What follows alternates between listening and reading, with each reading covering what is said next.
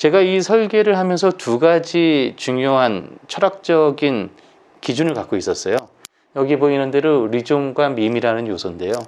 밈이라는 요소는 요즘에 TV에서도 되게 많이 나와요. 뭐 연예인들도 많이 쓰고, 그래서 제가 굳이 설명할 필요는 없습니다. 그냥 리차드 도킨스의 책에서 나온 말인데, 유전적이지 않은 요소가 서로에게 영향을 끼친다라는 거죠. 그래서 비유전적인 요소인 문화적 요소가 서로에게 영향을 준다라는 의미로 밈이라는 단어를 제가 생각을 해봤고요. 사실 중요하게 말씀드리고 싶은 건 리좀이라는 개념입니다. 이 또한 굉장히 오래된 개념이에요. 이렇게 생각하시면 됩니다. 과거 중세시대 때부터 미학적 관점에서 우리의 건축 철학을 지배하고 있었던 거는 수목이론이에요. 무슨 말씀이냐면은 뿌리가 있고 줄기가 있고 이파리가 있고 열매가 맺히고, 이렇게 인과관계가 분명한 논리가 고대 시절에 있었던, 그러니까 우리가 이게 미학의 시효를 본다 그러면 아마 그 팔라디오의 그 빌라 로툰다를 얘기할 수가 있을 텐데요. 굉장히 완성형 공간이죠. 뭐 하나 건드리면 되게 이상해요. 그래서 그러한 수목이론에 의한 건물들은 확장이나 변형이 되게 어렵습니다. 한번 상상해 보세요. 뭐 굉장히 유명한 성당에 뭔가 증축을 한다. 되게 이상할 겁니다. 이게 완결석이기 때문이죠. 근데 리좀이라는 건 그와 반대되는 개념입니다. 사실 이거는 철학적 개념이긴 한데 식물학적 개념이기도 해요. 여러분들이 제일 쉽게 이해할 수 있는 건 아마도 잔디를 생각하시면 돼요. 그냥 옆에다가 좀 더 붙이면은 뭐가 확장이 되고 뭔지 모를 기운이 연장이 된다는 거죠. 그래서 제가 생각하는 세 가지 중요한 요소가 있는데, 무엇을 그러면 탈피할 것이냐? 중심성을 탈피한다, 구조를 탈피한다, 영역을 탈피한다. 이렇게 탈중심, 탈영역, 탈구조, 이렇게 세 가지가 저한테는 중요하게 적용을 했습니다. 그래서 이 컨테이너라는 거는 조금 더 붙이면 중심이 이동을 하고 영역이 확장이 되고 전체의 구조, 스트럭처가 변형이 일어날 수 있습니다. 그래서 이 컨테이너가 저는 어떻게 될지 모르겠지만 중간에 뭐 사이트가 좀 줄어들 수도 있고요, 오히려 확장이 될 수도 있고, 그런 부분에 대해서 굉장히 유연하게 대응할 수 있기 때문에 그런 점에서 현대건축의 이론은 어쩌면 리좀이 더 맞지 않을까라는 생각이 들어요. 저는 개인적으로는 저희 현대미술관 서울관 건물을 되게 좋아합니다. 좋아하는 이유가 딱히 중심이 없어요. 그리고 정면과 측면, 배면의 경계가 마땅히 없습니다. 모든 면이 정면이고. 그래서 저는 어릴 때부터 그런 생각을 했거든요. 세상에 누가 여기가 측면이고 누가 여길 배면이라 그랬을까? 그러니까 그런 구도 자체가, 그러니까 파사드라는 개념이 저한테는 조금 이상하게 느껴졌어요. 그래서 정확하게 어떤 측면, 배면, 진입 이런 개념이 없이 모든 사람들이 선택적으로 다양하게 본인의 의도로 경험할 수 있는 공간이 혹시 더 좋은 공간 아닐까? 이런 생각을 해서 리좀이라는 개념을 저희가 한번 차용을 해보았습니다. 배추도의 모습이고요. 제가 이 1층 평면도에서 좀 설명을 드린다 그러면 대체적으로 위쪽의 열은, 그러니까 평면도에서 볼 때 위쪽의 열은 실제 해상을 누볐던 이 선박용 컨테이너, 하이큐빅이라 그러는데요. 높이 2.8m의 하이큐빅 컨테이너를 사용을 하였습니다. 이 어렵게 하이큐빅을 쓴 이유는 보통은 이 컨테이너 높이 2.4인데요.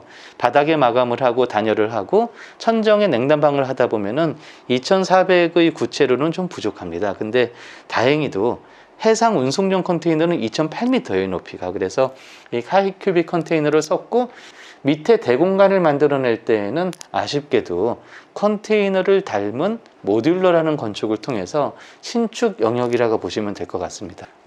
이 사진에서 본다 그러면은 되게 솔직하게 보여주는 게 좀 중요하다고 생각을 했어요.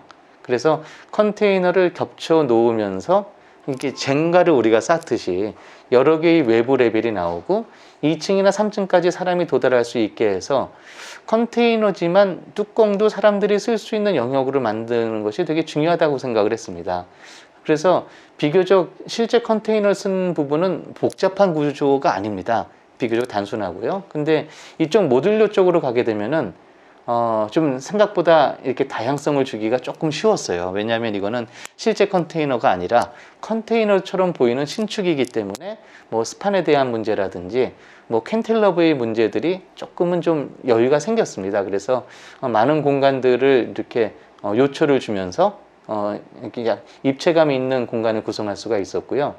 이 사진의 왼쪽을 본다 그러면은 사이에 골목길도 하나 만들었습니다. 그러니까 이거는 굉장히 제한된 폭이긴 하지만 우리는 동선을 제한하긴 하지만 강제하지 않는다라는 걸 좀 강조하고 싶었어요. 그래서 제한적이긴 하지만 이용자가 스스로 동선을 선택을 해서 아주 조금의 다채로운 환경을 만들 수 있고 그러한 경험이 그분들에게 여러 가지의 다양성을 줄 수 있다라 그러면은 그것이 혹시 좀 좋은 건축, 마을을 만드는 자세 이런 게 아닐까라는 생각을 해보았습니다.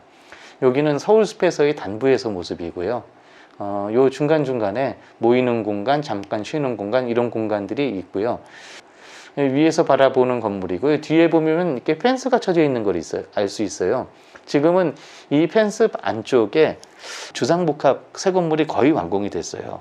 근데 그게 완공이 돼서 입주가 된다 그러면은 사실 저 펜스는 그분들 입장에선 되게 불편하겠죠. 그래서 지금 논의를 하고 있는 걸로 알고 있습니다. 중간에 통로를 내고 펜스를 없앨지 아니면 원래 의도대로 이 언더스탠드 애비뉴가 통째로 없어질지. 위에서 보면 이제 넓은 공지도 만나고 작은 길로 이어지기도 하고 그러니까 말씀드린 대로 되게 제한된 내용 안에서 약간의 좀 다채로움을 주려고 좀 애를 썼고요. 왼쪽에 보이는 회색 덩어리가 신축인데 컨테이너를 싼 것처럼 보이죠. 사실은 안쪽이 통으로 되어 있는 미술관입니다. 제법 넓은 공간이고 이곳은 성동구를 기반으로 하고 있는 문화예술인들에게 소통의 장을 제공하기도 하고 그래서 잘 활용되는 걸로 알고 있습니다. 사실 바닥을 하나도 못했습니다. 왜냐하면 저는 우리가 이제 발을 밟고 있는 바닥재가 굉장히 중요한 요소라고 생각을 해서 이 바닥재에도 사구석을 사용을 하고 부분적으로 목재 데크를 쓰고 이렇게 계획을 했었는데 지금 보시는 것처럼 그냥 원래 있던 바닥에서 크게 돈을 쓰지를 못했어요. 그래서 이거는 건물이 한번 안 쳐졌기 때문에 앞으로도 개선되기는 힘들 겁니다. 그리고 중간중간에 이 스케일을 조율하는 요소들이 있었어요. 원래 설계안에는. 요거는 제가 조금 말씀을 드리고 싶은데 컨테이너라는 건 사실 인간 스케일은 아닙니다. 이게 길이가 12m이기 때문에 생각보다 이렇게 작진 않아요. 그래서 우리가 일상의 영역으로 인식하기 위해서는 우리 인간에 맞는 스케일이 있어야 됩니다. 그게 보통 가로 조형물이라고 표현을 하는데요. 벤치라든지 뭐 타골라 또는 이게 외부 등 이런 등들이 작은 사이즈로 이 컨테이너와 결합을 했을 때 좋은 휴먼 스케일이 벌어진다고 생각을 했는데 아무것도 못했습니다. 근데 그 뒤에 필요에 의해서 이 뒤에 벤치라든지 여러 가지 가로조형물들이 생겼어요. 그래서 지금 가시면은 이 사진보다는 훨씬 더 따뜻하고 친근한 공간을 경험할 수가 있을 것 같습니다. 이렇게 창을 크게 뚫으면 사실은 안 돼요. 이게 말씀드린 대로 벽이 힘을 받는 구조이기 때문에 넓은 창을 가져야겠다라는 인간의 욕망이 투영되는 순간 구조를 보강을 해야 되고 굉장히 많은 일이 벌어집니다. 그래서 이거는 제가 제 손으로 하긴 했습니다만 그렇게 건강하다고 생각하지는 않습니다. 원래 컨테이너는 보나 기둥이 없죠. 그런데 벽체를 다 뜯어내기 위해서 저기 보면은 이제 보도 보이고 기둥도 보입니다. 저런 보강을 하게 되면은 사실 여긴 보이진 않지만 밑에 기초도 있어야 되고 여러 가지가 보강이 돼야 돼요. 그래서 컨테이너를 쓰는 것보다 훨씬 더 돈이 많이 들게 됩니다. 이렇게 되면은요. 그래서 하면서도 내가 과연 건축가로서의 정확한 진단을 한 건가? 내가 하는 행위가 올바른 일인가?에 대한 질문을 스스로 많이 하곤 했습니다. 뭐 그렇지만 많은 사람들이 사용을 하고 또 즐거워하면서 이곳을 방문하는 모습을 보면서 그래도 그냥 뿌듯한 마음으로 그냥 이거를 스스로 위안을 삼기로 했습니다. 다음에 기회가 된다 그러면은 저는 대공간을 만들어내는 것을 최소화하고 꼭 필요한 대공간은 컨테이너인 척하지 않고 컨테이너 외형을 갖고 있다 그러면은 우리의 일상을 아웃형으로 모듈어 하는 쪽에 조금 더 심각한 고민을 해서 지금보다는 훨씬 더 세련된 컨테이너 건축을 해보고 싶다는 욕심이 있습니다.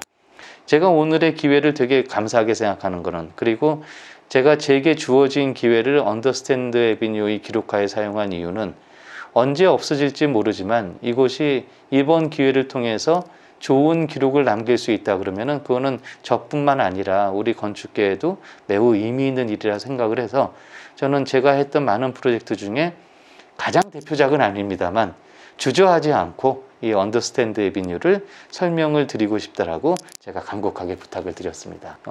이 정도로 이 언더스탠드 애비뉴의 설명을 마칠까 합니다. 경청해 주셔서 감사합니다.